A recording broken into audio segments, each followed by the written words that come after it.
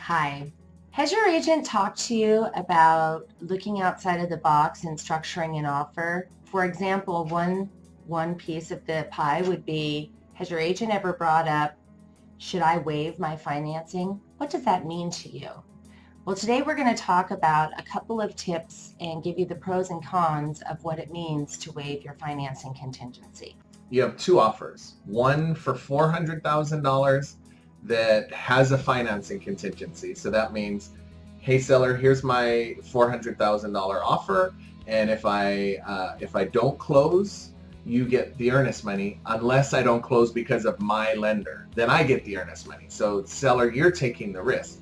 Versus this other offer that comes in, let's say even lower at $395, and it says, hey seller, here's an offer for $395 that has no financing contingency. So if my lender fails, then it's my fault, not yours. And so if my lender fails, you get the earnest money. Which do you think might be chosen? Do you think a seller will go with the offer that's a little higher, that says that the seller takes the risk of your financing, or might they take a little lower offer where you take the risk? And then a no-brainer question is, what if they're the same offer, one with and one without? Clearly, if you're a seller, you don't want responsibility for the buyer's lender. You don't know who the buyer's lender is. And frankly, why should you in this market? If you have 10 offers and all these people are competing, why take that risk? And so we have started to make one of our options for our buyers removing their financing contingency to strengthen their offer. And it strengthens it a lot. But I need to throw some caveats in there, and there's some risk. And Stephanie, you want to talk a little about the risk? Sure. Well, during this, you want to make sure, first of all, that your job situation is very solid. If you are hearing about layoffs or anything else, this might not be a good time to consider waiving your financing.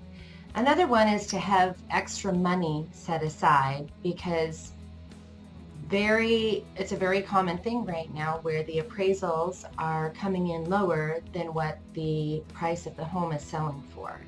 And so having a little money put aside for the offset of that is very important.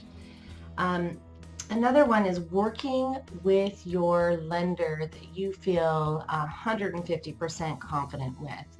It is so incredibly important that they're following a very strict process and time frames, and if they even miss that by a day, it can cost you money. So you want to definitely make sure that you're finding somebody who goes as far as offering guarantees.